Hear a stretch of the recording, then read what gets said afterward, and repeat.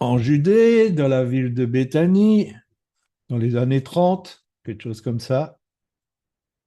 Et nous sommes chez Marthe et Marie. On peut lire dans Luc 10, 40 à 42, Marthe, elle, était absorbée par les multiples soins du service. Intervenant, elle dit, Seigneur, cela ne te fait rien que ma sœur me laisse servir toute seule? Dis-lui donc de m'aider. Le Seigneur lui répondit, Marthe, Marthe, tu t'inquiètes et tu t'agites pour beaucoup de choses, mais une seule est nécessaire. Marie a choisi la bonne part qui ne lui sera pas enlevée. Marthe décide d'inviter Jésus à la maison. Inviter Jésus, ça ne se fait pas comme ça parce que probablement que il y aura une suite. Déjà, s'il y a les 12 disciples, ça fait déjà 13 personnes à nourrir. Et je suppose que mes sœurs vont tout de suite deviner qu'est-ce que ça veut dire au niveau de préparer un repas pour 13 personnes. Et peut-être mes frères aussi, hein, s'ils sont habitués à faire la cuisine. Donc, elle est absorbée par cette tâche, d'autant plus que c'est le Seigneur. Il faut faire les choses tip top, donc tout doit être soigné dans les moindres détails et bien sûr, tout ça, ça amène du stress. Ce qui est encore plus énervant, c'est que sa sœur. Alors sa sœur, déjà, elle n'a pas bonne réputation et probablement que son passé avait créé qu'elle était un peu la honte de la famille. Vous savez, c'est elle qui a oint les pieds de Jésus avec son parfum de grand prix. Et Jésus va dire, cette femme aime beaucoup parce qu'on lui a beaucoup pardonné. Donc, quand je dis qu'elle avait sûrement pas bonne réputation, je crois que c'est la vérité. Et la voilà complètement désintéressée de ce qui se passe. Elle est au pied de Jésus pour l'écouter. Et donc, quand Marthe, elle voit ça, d'autant plus que Jésus a l'air tout à fait complice de ce mauvais comportement, et donc elle explose. Et je vais vous dire, cette réaction est humaine, et dans le sens humain, elle est justifiée. Parce que quelque part, c'est pas normal, surtout dans une maison, que quelqu'un se tape tout le boulot et que les autres se mettent juste les pieds sous la table ou sont allongés dans le canapé sur leur box pendant que les autres doivent tout faire à leur place. Je peux vous dire que les ados, faut les secouer, mais leur chance, c'est à eux à la faire. C'est pas aux parents à la faire. Enfin, ce genre de choses. Donc, sur le plan humain, c'est normal. Et je suis convaincu que Dieu n'aime pas les tirs au flanc. D'ailleurs, c'est quelque chose que Pasteur Corinne soulève souvent, tous ceux que Jésus a appelés étaient en train de travailler. Il y en a certains, on ne sait pas trop, mais en tout cas, Pierre, Jean, Jacques, André, Matthieu, ils étaient tous en train de travailler quand Jésus les a appelés. Quand Élie a appelé Élisée, Élisée était en train de travailler. Alors, ça part d'un bon sentiment. Marthe, elle veut faire les choses correctement. Et elle s'est laissée dépasser par la tâche. Et donc, le thème de cet après-midi, c'est en mode repos. Pourquoi? Parce que souvent, nous nous laissons dépasser par la tâche. Elle se sent seule, abandonnée, et cette colère qui monte trouve sa source dans le fait que elle-même, elle se rend compte de, comment je dirais, ses manques, ses faiblesses. sur le plan spirituel, cette attitude n'est pas juste.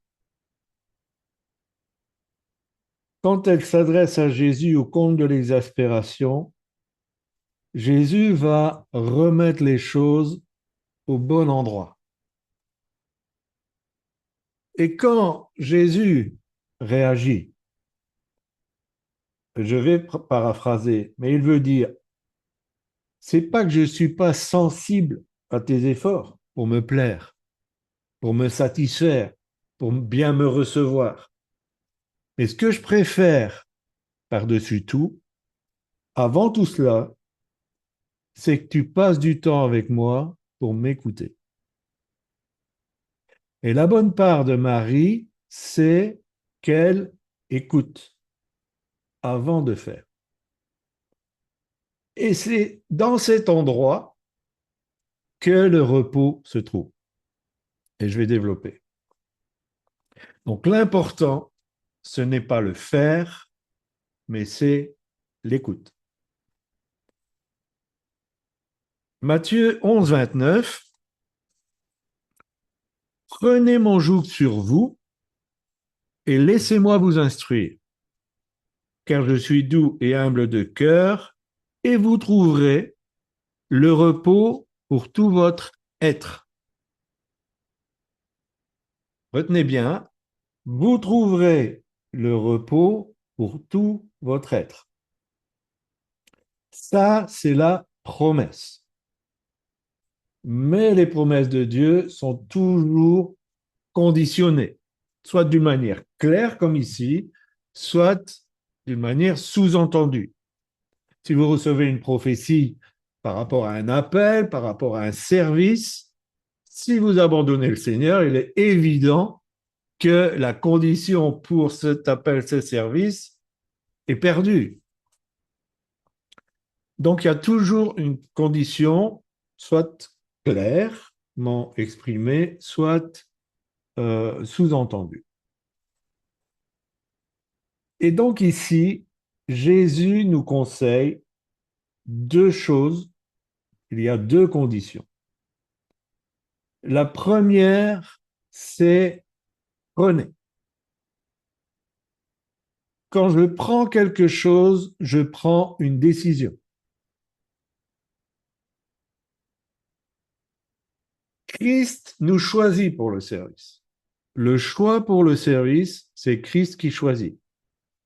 Mais choisir de servir avec le joug ou sans le joug, ça nous appartient. Quand Jésus dit prenez, il dit faites le choix de prendre mon joug. Ça, c'est la première des conditions. Alors, c'est quoi ce joug? D'abord, Jésus dit il est doux et léger. Effectivement, par rapport à la loi mosaïque, par rapport à l'enseignement des pharisiens et des scribes, des lévites, ce que Jésus demande est doux et léger. C'est pour ça qu'il y a du repos auprès de Dieu. Le joug, c'est une pièce de bois qui va servir à faire un attelage. Et ce joug a plusieurs utilités. La première, c'est ce qu'on appelle en physique ou en ingénierie, ça produit l'effet de synergie. Si vous prenez un cheval de trait, il peut tracter environ 1 tonne quand il est seul. Mais si vous mettez le joug sur 2 chevaux de trait, c'est pas 2 tonnes, mais c'est de 3 à 4 tonnes qu'ils vont être capables de tracter. Ce qui veut dire que quand il y a l'attelage du joug, ce n'est pas additionnel, mais c'est multiplicateur. Dans un attelage, ça c'est très intéressant, le propriétaire ou le cocher met presque toujours un cheval expérimenté aux côtés d'un cheval jeune et inexpérimenté. Pourquoi? Alors, il y a plusieurs raisons à ça. D'abord, le cheval expérimenté connaît la cadence. Il marche droit, il garde le rythme et ne se laisse pas distraire. Le jeune, au début, naturellement, il est nerveux, il est hésitant. Et bien là, il va s'adapter au tempo du cheval expérimenté. Deuxième chose, le vieux cheval connaît la voie et les signaux du cocher ou de celui qui le conduit. Donc, il réagit calmement aux ordres, parce qu'il est habitué. Le jeune va apprendre par imitation ou par proximité. Troisième des choses, le joug empêche le jeune de partir de travers, parce qu'il est retenu par la régularité de l'autre. Donc le joug, ça devient un instrument d'éducation. C'est pas seulement pour le travail, c'est aussi pour l'éducation, c'est éducatif. Quatrième chose, la force est équilibrée. Donc le cheval expérimenté ne doit pas tout tracter parce que il compense la maladresse du jeune et finalement sa façon de faire va donner la pulsion à toute la force de la jeunesse et toute la stabilité. Ce qui fait que le jeune ne va pas brasser du vent quelque part. Au contraire, toute l'énergie qu'il va mettre, le cheval expérimenté va utiliser cette énergie pour la mettre dans le bon sens. C'est ce qu'on appelle, dans le monde agricole, le dressage en paire. Par contre, si un joug est mal utilisé, eh bien, si, imaginons que le cheval plus jeune aurait la possibilité de suivre son chemin, et le joug va devenir douloureux, lourd et épuisant. Alors, le problème, ce n'est pas le joug, mais la désunion avec celui qui le partage. Et j'ai trouvé dans ces images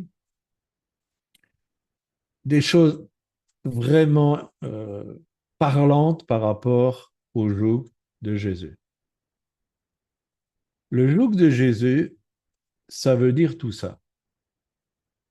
D'abord, ça veut dire la tâche, tu ne la portes pas seul. Le servir, tu ne le portes pas seul.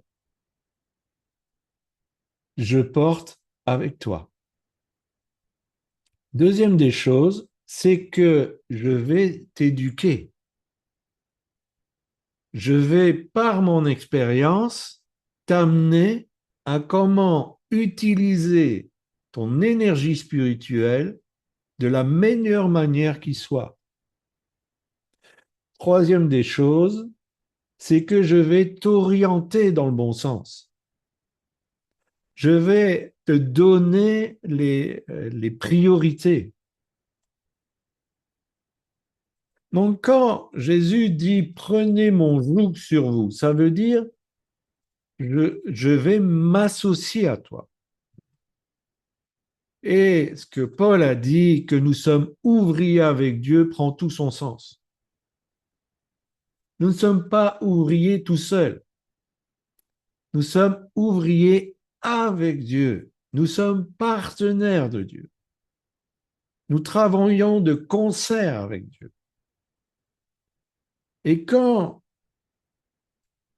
nous, nous rentrons dans cette réaction peut-être humaine, compréhensible et normale, spirituellement, elle n'est pas justifiée.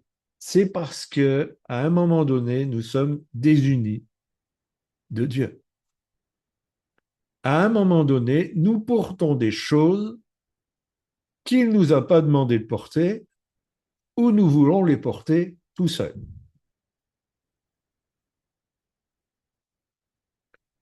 Pour qu'une voiture fonctionne bien, il faut un moteur, mais il faut aussi un volant.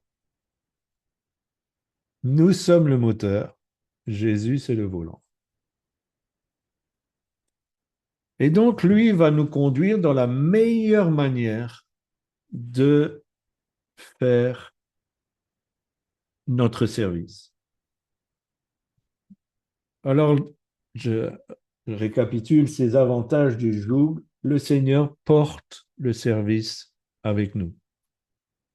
Surtout, il nous éduque pour que nous puissions servir dans le repos. Et donc, on doit prendre la décision de prendre le joug et j'espère, on en saisit tous les bienfaits. Mais la deuxième des choses, c'est qu'il faut suivre les instructions. Et là, bien souvent, ça pose problème. Luc 6, 46 nous dit, pourquoi m'appelez-vous Seigneur, Seigneur, et ne faites-vous pas ce que je vous dis? Nous avons regardé la saison 5 de Chosen. Euh, on aime hein, Chosen, je trouve que c'est bien fait. Et je crois que c'est dans le dernier épisode de la saison 5, c'est Jésus qui va laver les pieds de ses disciples. Et donc, bien sûr, on illustre la réaction de Pierre qui n'est pas d'accord avec cela. Et donc, d'abord, il essaye aussi, lui, de trouver les ustensiles pour commencer à laver les pieds du disciple à la place de Jésus. Et puis, quand Jésus dit, bon, assieds-toi, je vais te laver les pieds, il dit, non, non, tu ne me laveras jamais les pieds. Et là, c'est comme si j'entendais le cœur de Dieu. Celui qui joue Jésus dit, maintenant, vous arrêtez de réagir comme ça. Quand je dis quelque chose, vous allez faire exactement comme je dis de le faire. Bon, je paraphrase un peu, je n'ai pas noté la phrase, mais il réagit comme ça à Pierre. Parce que Pierre, il réagit dans son cœur humain, il a une réaction normale, humaine, je dirais même bien intentionnée. Mais Jésus n'a que faire de nos bonnes intentions. Ce qu'il veut, c'est qu'on fasse les choses exactement comme il demande qu'elles soient faites. C'est quelque chose que nous avons déjà prêché ici, faire les choses de Dieu à la manière de Dieu. Mais souvent, on complique la tâche parce que on va y ajouter notre savoir-faire ou nos bonnes idées ou, je ne sais pas, mais ce serait quand même mieux si on faisait comme ça.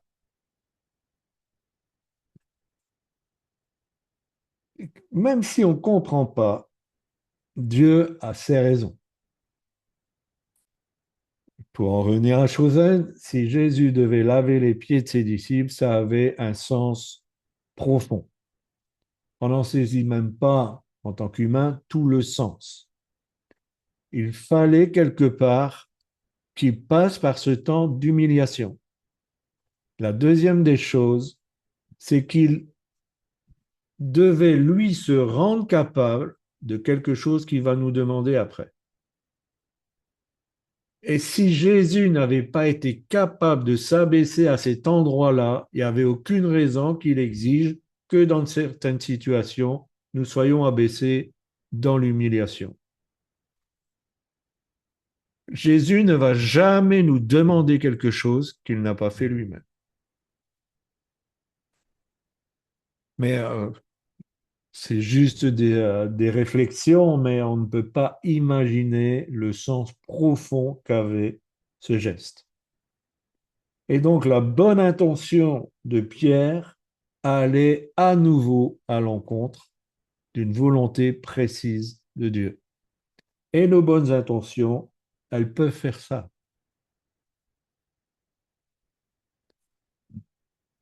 Et Au plus on va avancer dans la maturité chrétienne, au plus le respect des détails sera important. Ce que Dieu dit dans un détail, nous devons l'observer de la même manière. Si nous sommes grossiers avec des choses précises, ça ne va pas fonctionner. Et à un moment donné, nous serons coincés dans, euh, comment je dirais, une non-réussite.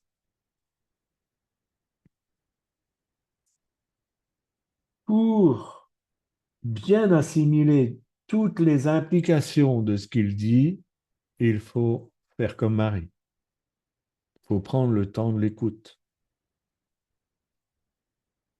Je ne sais pas si vous l'avez vu, c'est déjà vieux, mais c'est une publicité.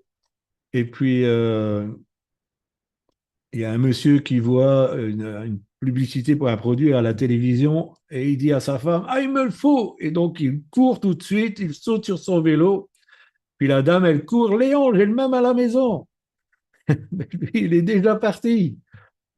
Et voilà, quelquefois, Dieu nous dit quelque chose, mais on est déjà parti. On n'a pas pris le temps de réfléchir. Ça a tout son sens de s'asseoir, de réfléchir à la portée de ce que Dieu nous demande. C'est ce que Marie a fait. Et c'est ça la bonne part. Notre service ne sera pas spécialement jugé pour ce qu'il est. Notre service sera jugé par rapport à ce qui nous a motivés et à la façon dont nous avons respecté ce que Dieu nous a demandé. Il y a plusieurs exemples, même cette parabole où un père demande au fils, va dans ma ville. Et il dit non. Mais après, il se repent, il y va. Et à l'autre, il dit, va dans ma ville. Il dit, oui, je vais y aller. Et il n'y va pas. Si on dit le oui, je vais le faire, et qu'on ne le fait pas, ou qu'on le fait à moitié, ou qu'on le fait à contre-cœur, c'est exactement la même chose. Ce que Dieu attend de nous, c'est qu'on ait suffisamment confiance dans son expérience, un peu comme le jeune cheval doit suivre l'expérience du cheval plus âgé, qu'on ait suffisamment de confiance dans son expérience pour ne pas discuter ce qu'il nous dit et ne pas penser qu'on peut l'améliorer. Il y a déjà des incontournables qu'il nous faut respecter. Dans le service, il faut se respecter soi-même. Il faut respecter ce qu'on a besoin comme sommeil, ce qu'on a besoin comme nourriture normale, étudier, et les temps de détente et de repos. Si on est toujours dans le stress, on ne peut pas servir correctement. Et ces temps de détente peuvent aussi servir d'écoute.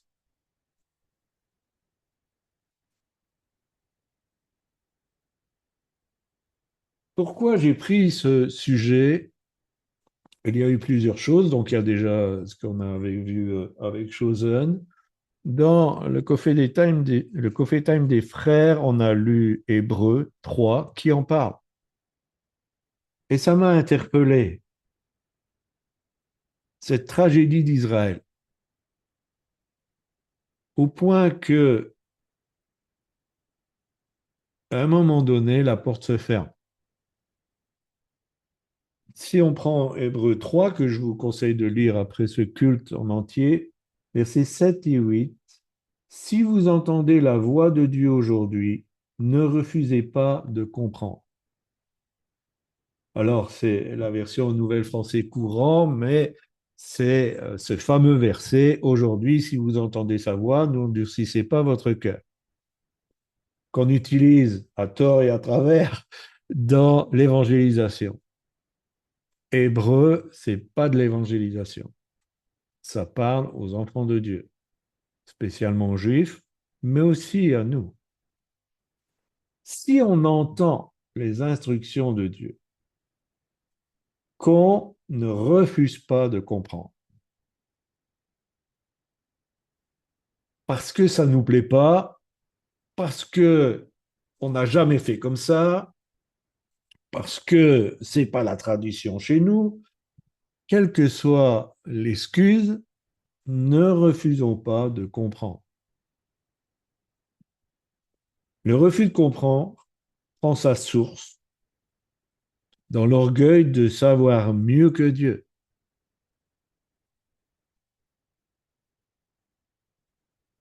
Le verset 9 nous dit, là vos ancêtres, donc on parle du désert, m'ont défié et mis à l'épreuve, dit Dieu, même après avoir vu tout ce que j'avais fait. Quand Dieu ouvre une porte, qu'il montre ce qu'il veut faire, quand on ne veut pas s'aligner, c'est défier Dieu. Et d'autant plus si on a vécu des expériences. Quand on est jeune dans la foi, Dieu a beaucoup de patience parce qu'on n'a pas encore l'expérience. Et si on ajoute à ce que Dieu nous demande, ce ne sera pas les mêmes conséquences que si on a déjà vu Dieu agir, comment il fait les choses à la perfection, qu'on a acquis cette connaissance et que quand même, on ne veut pas s'aligner sur ce qu'il nous demande. Je me répéterai probablement, c'est un signe de mon grand âge, euh, Noé aujourd'hui. Il dirait à son conseil d'administration, nous allons construire une arche. Il nous faudra 100 ans pour la faire, mais nous allons la faire. Elle aura 3 étages, elle sera en bois de gopher, elle fera autant de long, autant de haut, autant de large. Et là, le trésorier va dire, mais Noé, on n'a pas les moyens pour ça. Un deuxième va dire, Noé, écoute, on est à 800 kilomètres de la mer, on va aller construire un bateau. Franchement, à quoi ça va servir? Puis un autre qui va rejoindre le trésorier va dire, bon, on va faire 2 étages, pas 3 étages. Et puis, un couple d'animaux, oui, admettons, pas tous, parce qu'il y en a qu'on n'a plus envie de voir. Et puis, les animaux purs, avec un couple aussi, il y aura assez. Et un autre qui dira, bon, moi j'ai trouvé un moyen de financement, on va faire bien 3 étages, mais le troisième étage, ce sera un pont touristique. Comme ça, on pourra prendre des gens qui vont faire une croisière. C'est une histoire, mais c'est à peu près comme ça. Dieu a dit à Noé, tu vas faire une arche de telle longueur, de telle largeur, de telle hauteur, tu vas faire ça comme ça, ce sera en bois de gopher. Et il a donné tous les détails. Et Moïse a fait les choses exactement comme il avait entendu qu'il devait les faire. Et dans l'Hébreu, il est dit quelque chose d'extraordinaire au chapitre 11. Moïse prit Dieu au sérieux. Noé, pardon, prit Dieu au sérieux. Il a pris Dieu au sérieux. Mais quand on ne prend pas Dieu au sérieux, alors on le défie. Hébreu 3, le verset 10 nous dit, leurs pensées s'égarent sans cesse, ils n'ont pas voulu comprendre ce que j'attendais d'eux. C'est pas que le message n'était pas clair. Dieu dit bien, ils n'ont pas voulu. Quand je disais que c'était un choix de prendre le joug de Jésus, Ils n'ont pas voulu. Et ce qui est terrible, le verset 11, dans ma colère, j'ai fait ce serment.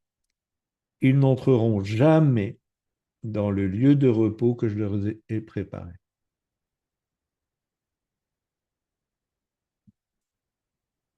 Et malheureusement, c'est dramatique, mais bon, beaucoup d'enfants de Dieu ne vivent pas dans le repos que Dieu leur a préparé. Je ne blâme pas, mais ce n'est pas la norme. La norme de l'enfant de Dieu, c'est de vivre dans le repos. Le message de l'Évangile, c'est de dire tout est accompli. Ces mots, c'est une déclaration extraordinaire. Pour toi, mettez votre nom, votre prénom. Pour toi, tout est accompli. Nous n'avons aucune raison de nous laisser submerger comme Marthe. Aucune.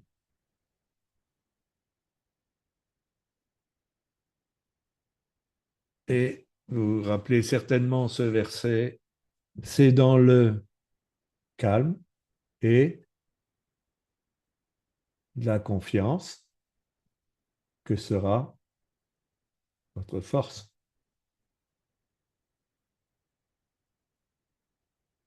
C'est dans le calme et la confiance que sera votre force.